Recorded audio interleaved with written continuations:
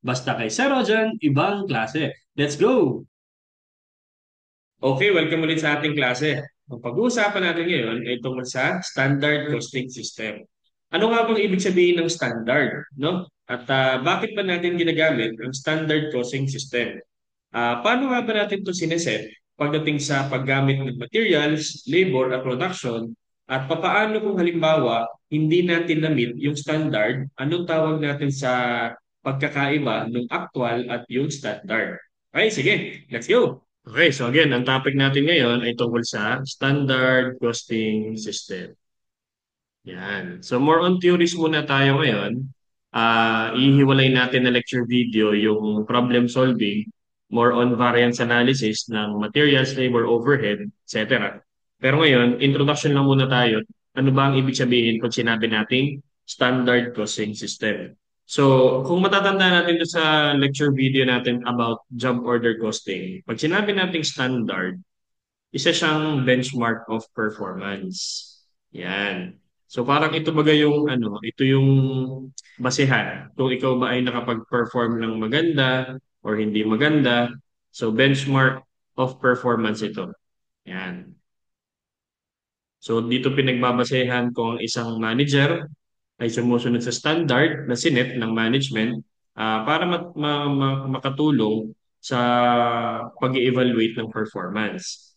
So kadalasan, ang mga organizations, nagde-develop sila ng kani-kanilang mga standards para sa lahat ng tasks na ginagawa nila. For example, ang isang business magsiset ng standard sa mga expenses nila pagdating sa sales. For example, mayroong isang sales personnel na naghahanap ng client. So, syempre, makaka-incur yan ng expenses. So, may standard lang na sineset ang management for that. For example, halimbawa naman sa mga hotels, okay, pag sila ay merong mga housekeeping na ginagawa, at yun, meron lang silang standard na dapat ganito katagal ang housekeeping pag maglilinis or mag-aayos ng isang kwarto. Okay? Even sa mga fast food, gamit na gamit yan. Ano? Um, like for example, McDonald's. Ang McDonald's, hindi magkakaiba yung kanilang burger na binebenta, no? May standard din 'yan. For example, ang isang ang 2 kilo ng beef dapat makapag-produce ng 10 burger or 5 kilo ng beef dapat makapag-produce ng 5 burger.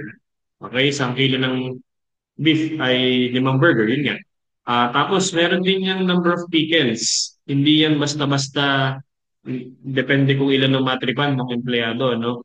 At saka yung ketchup na na nilalagay, no? May ano rin yan. May patak, may bilang ng patak, no? Even sa mga fries, sa mga binibili nating french fries, pag nagbibigay sila ng ketchup, isa lang kapag regular fries, no? Meron lang talaga tayong mga customer na syempre nagde-demand pa ng isa pang sachet ng ketchup. Pero isa na ako doon, no? Kasi mga ketchup lovers. So what I'm trying to say is that standards are used to as measurement of performance to evaluate the performance as well. At saka para hindi maging iba-iba ang cost na may incur ng mga companies. So dahil magkakaiba yung activities ng bawat organization, so walang standard costing system na appropriate sa lahat ng situation. So no single standard costing system is appropriate to or for all situations. Yan. Kahit nga sa production, 'di ba? Ang production natin, gumagamit tayo ng materials, ng labor, tsaka ng overhead. Hindi pare-pares ang standard na ginagamit natin kung ilang materyales ang gagamitin, ilang oras ang labor na dapat gamitin, ilang overhead na kailangan. So, hindi pare-pares ang standards na ginagamit sa bawat sitwasyon. Okay? Yan. Yung iba naman, ang binagbabasehan, instead of quantity, cost ang ginagamit as standard, no? Iba rin ang standard na ginagamit sa labor, iba rin ang ginagamit sa materials. So tayo mga accountant, tumutulong tayo para ipaliwanag ano yung magiging financial consequences kapag hindi natin na-meet yung ating standard. So, syempre, magkakaroon tayo ng either overspending or underspending. So, ano yung mga financial consequences na pwedeng ma-suffer ng isang organization kapag nag-exceed siya or nag-fail siya na ma-meet yung target performance levels. So pag wala tayong predetermined measurement na gagamitin, ang mga managers, hindi nila malalaman kung sila ba ay magandang performance or hindi kasi walang standard. Kaya pag walang standard, may hirapang i-compare yung actual result nila doon sa standard measure na kailangan lang nilang dapat gawin. So, yun, malaking tulong ang standard costing system. So ngayon, i-compare natin yung or di-discuss natin yung traditional standard cost system that provides the price and quantity standards for each cost component ng materials, labor, and overhead. Okay? So, discuss din natin paano nag-develop ng standard, paano kinocompute yung variance ng standard at actual no, sa ibang lecture video. Okay? Sige. So, unahin natin yung pagde-develop. Development of standard cost system.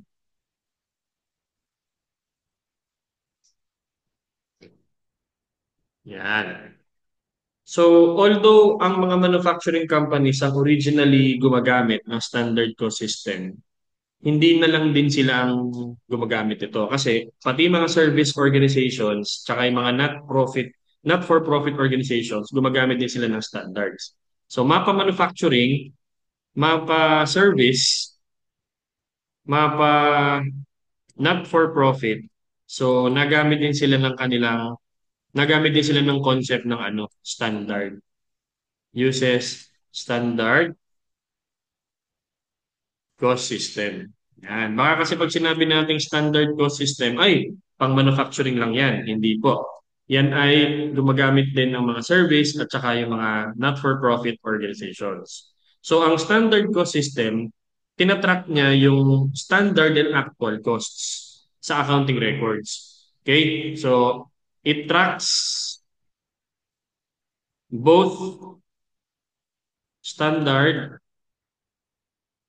and actual costs. Yan, sa ating mga books. So itong dual recording, mas nagpo-provide siya ng essential element ng isang cost control. Kaya kagandahan ng standard cost system, dahil natatrack mo yung actual costs, nakokontrol mo yung actual costs para at least ay hindi natin masyadong mag-overspend or mag-underspend.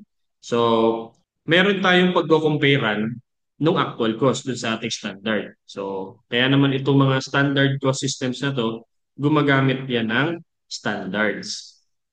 So, pag sinabi nating standards, ini-specify yung expected cost and quantities na kailangan para makapag-manufacture ng isang product. So, specify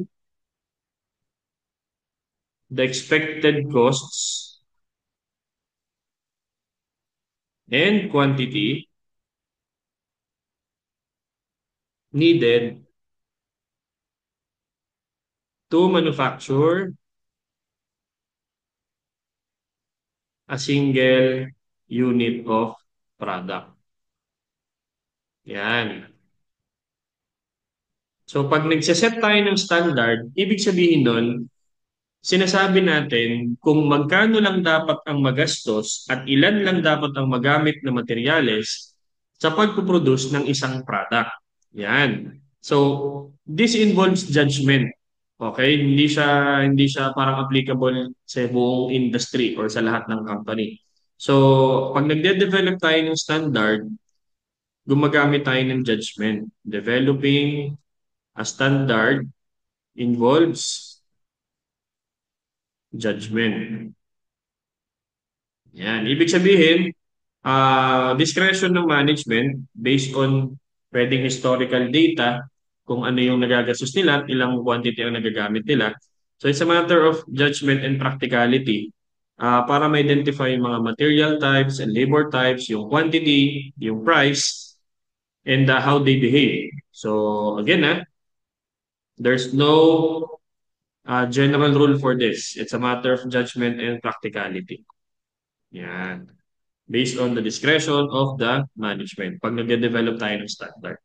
Ang primary objective kasi, pag tayo nagsiset ng standard, ay para ma-minimize yung unit cost while achieving the quality specifications. Kasi the management believes and they know na kaya natin mag-produce ng magandang quality na product na ganito lang ang magagastos natin.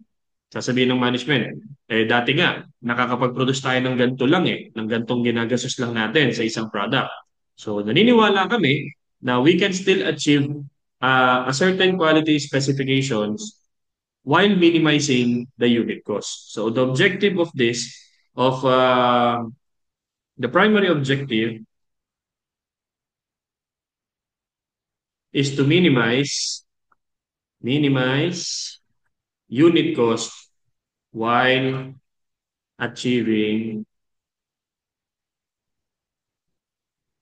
a certain quality specs. Yan. So ngayon, dahil nga magkakaibang standards na ginagamit or hindi lahat ng sitwasyon ay applicable ang isang standard cost system, ang management nagsiset siya ng magkakaibang standard para sa materials, labor, and overhead. So ngayon, gagawa ngayon ng standard for materials. So material standard, labor standard, and overhead standard. So this is very helpful, especially kapag halimbawa bago pa lang yung empleyado mo, meron siyang guide na susundin kung ilang materyales ang kailangan niyang gamitin, kung gaano katagal dapat siyang mag-work sa isang product, at kung gaano katagal na machine lang ang kailangan gamitin sa pagpaproduce ng isang product. Okay? So, to produce one product. Paano na lang kung walang standard? Ay, yan. Paano na lang pag walang standard? Di yung bagong empleyado, tuturuan mo na naman. Nangangapa na naman siya. Tapos pag nag-resign, bago na naman, tuturuan na naman. So at least pag meron tayong mga standards, we can help new employees to determine or to let them know na ito lang dapat ang gagamitin. Kasi ito yung standard natin. At ito yung ina-expect na cost at quantities na dapat lang magamit sa pagmamanufacture ng isang product. So ngayon, ang kasunod nating i-discuss ay material standard. So isa-isay natin yan, material, labor, tsaka overhead. So paano ba tayo nagsiset ng material standard? Okay? Sige, bagong slide tayo. Ayan. So next nating pag-uusapan is material standard. So paano ba natin to sineset? Dito na tayo sa part na halimbawa si management magsiset na ng standard ng material. So paano ba ang ginagawa niya? Okay?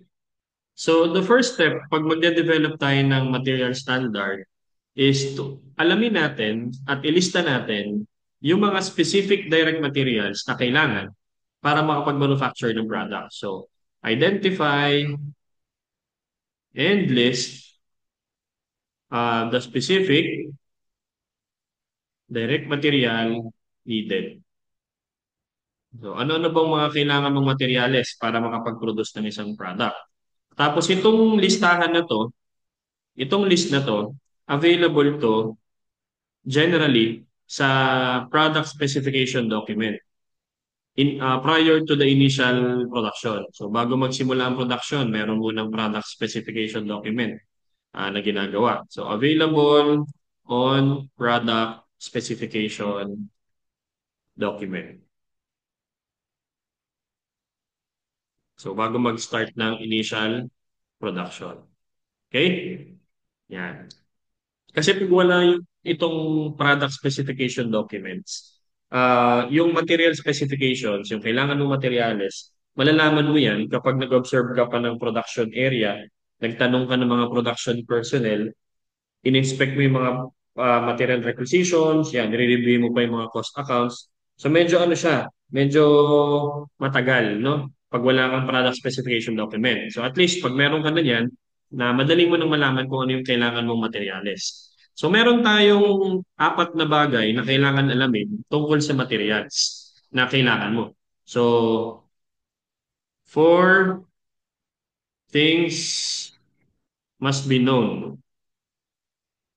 Must be known about material inputs. Kasi materials natin, inputs natin yan sa ating production. So, meron tayong apat na bagay na kailangan malaman tungkol sa ating mga materials. Number one, ano yung type of material na kailangan? Type of material needed. Number two, ano yung quality of material needed? Okay? Number three, ilan ang kailangan mong materials na ganun? Quantity of material needed. And number four, ano yung presyo ng materials na yun per unit? Price per unit of material. So, dapat base yan dun sa level of quality na in-specify mo, ha? Yan. So, again, ito dapat yung mga kailangan mong tandaan pag pipili ka ng materyales sa production or para sa production. Anong klaseng materyales ang kailangan mo? Anong quality ng materyales na ganun ang kailangan mo? Ilang quantity ang kailangan mo na ganun? And magkano yung ganong klaseng materyales na may ganong klaseng quality? Okay? So, ganun. Yan. So, again, magkakakonect yan, yung apat na yan. Halimbawa, pag pag ah, paggagamit ka ng or paggagawa ka ng isang baseball glove, okay, yung baseball glove, parang leather kasi yun, di ba? Paggagawa ka ng baseball glove, ano yung kailangan mong materyales? So, kailangan mo yung magandang klase ng leather. Okay? Ano pa? Indirect materials mo, yung mga nylon. Kasi, syempre, tatahiin mo yun. Tapos may mga konting plastic para pandagdag, okay? At pampatigas nung loob ng glove, no? Tapos yun, meron ka pang iba't ibang klase na materyales na kailangan mo. Pero syempre, go consider mo yung quality, yung quantity, at yung price per unit doon. So that is fundamentals kapag magsiset ka ng standard mo or ililista mo yung mga kailangan mo ng direct materials. So pag gagawa ka ng mga desisyon, no, ang mga managers natin pag gagawa ng desisyon, kailangan nilang tandaan na kapag tumataas ang quality ng material, so managers should remember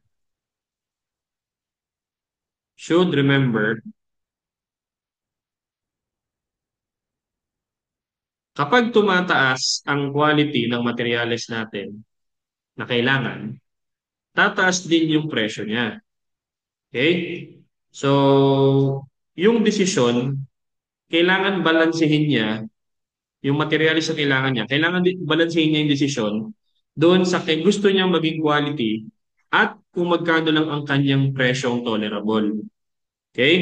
Kasi syempre, magsiset ka ng selling price. Pag tinaasan mo masyadong selling price dahil mahal ang presyo ng binili mong ganong kagandang quality, baka wala masyadong bumili. Pag naman binabaan mo yung selling price mo, baka hindi mo ma-recover yung binili mong materialis sa magandang quality. Pag naman mababang quality ang binili mo, baka naman mapahamak yung, dahil lang gusto mo makamura, baka mapahamak yung quality para lang mapababa mo yung presyo, baka naman masira ka sa customer. So, dapat ang mga managers natin, balance the relationship of price,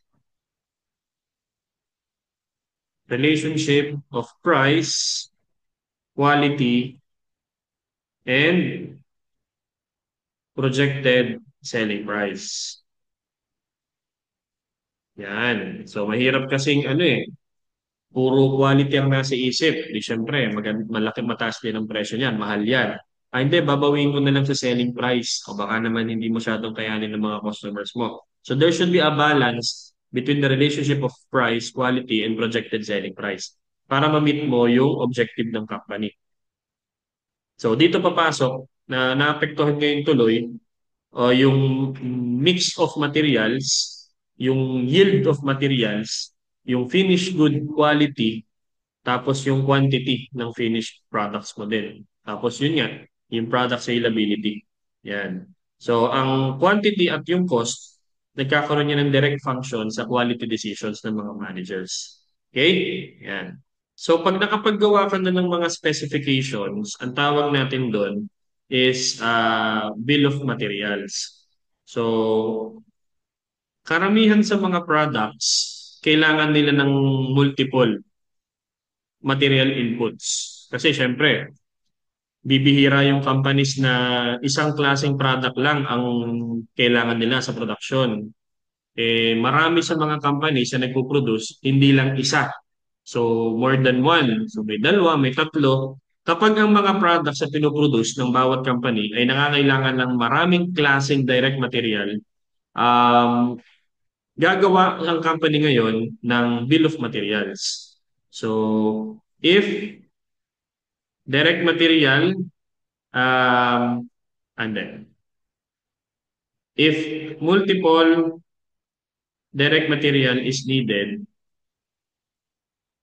okay, maraming klaseng direct material ang kailangan. Yung specifications ng materials, including quality and quantity, meron nakakompile yan, compiled in bill of material. Yan. So dito nakalista ngayon, yung mga klase ng materyales na kailangan mo, anong quality ang kailangan mo para sa materials na yon, okay, at ilan dapat para sa isang product. So usually kapag maraming direct materials ang kailangan, naka-compile yan sa bill of material.